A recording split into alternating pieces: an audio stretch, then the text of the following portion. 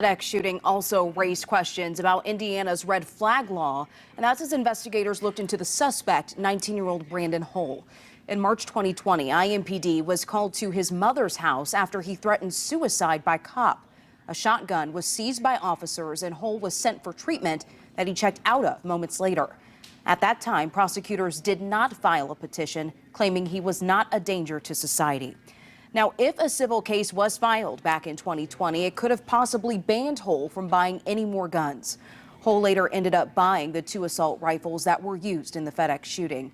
Indiana was one of the first states in the country to adopt a red flag law, and that's after the death of an IMPD officer. CBS 4 State House reporter Kristen Eskow joins us live in the newsroom now to talk about the history of this law and the other questions it's raised in the past year. Well, Leah, Indiana's red flag law was passed in 2005 and amended in 2019. Since the shooting, some say the law is failing Hoosiers, while others argue some have failed to apply the law. I know the system failed. I know I failed, or we wouldn't have this outcome. Sheila Hull called police for help more than a year before the mass shooting at FedEx. In March 2020, she believed her son was going to kill himself. This horrific happening is something that should have, could have been prevented. IMPD took a shotgun from their home and it was never returned. Despite police filing paperwork, Marion County prosecutor Ryan Mears didn't pursue a court hearing under Indiana's red flag law. Last year, Mears cited several concerns, telling reporters the law didn't allow enough time to gather the evidence needed. This case does illustrate some of the shortcomings that exist with this red flag law. Because we have 14 days, our ability to have access to meaningful medical history, meaningful mental health records is severely limited. Mears and IMPD declined our requests for interviews on this story.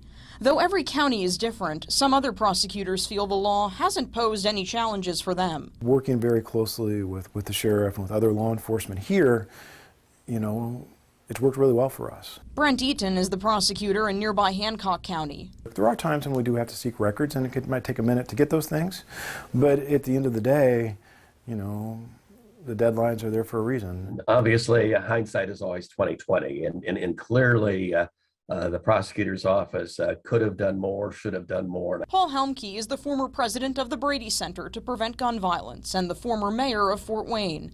He now teaches civics at Indiana University. He believes Indiana's red flag law is beneficial in some ways, though he points out background checks aren't required in Indiana for in-state private gun sales. It's good at taking a gun away from someone who is perceived to be dangerous, but it's not as good in terms of stopping them from buying a gun. Despite some people raising concerns about the law, the Indiana legislature didn't make any changes to the law this year. There's nothing been presented to me that says the red flag law doesn't work. Republican State Senator Aaron Freeman is a defense attorney and former deputy prosecutor. He argues the current red flag law is balanced for both prosecutors and defendants. I think the law is pretty fair, it's pretty balanced, and works when properly applied and when pursued. Now, under a new state law, starting July 1st, most Hoosiers won't need a permit to carry a firearm outside the home. The law still bans anyone deemed mentally unfit from having a gun. Still, some law enforcement officers say without permits, it'll be hard for them to determine whether someone should or should not have a gun. You lose that information, you lose that vetting process by saying, hey, there's no reason for a permit. And so, it's just going to be, I think it's just going to be a challenge. Now, I asked State Senator Freeman about that concern. He hopes that can be addressed without a change in the law, but didn't rule out the possibility of a legislative fix if one is needed. Live in the newsroom, Kristen Eskow, CBS 4 News.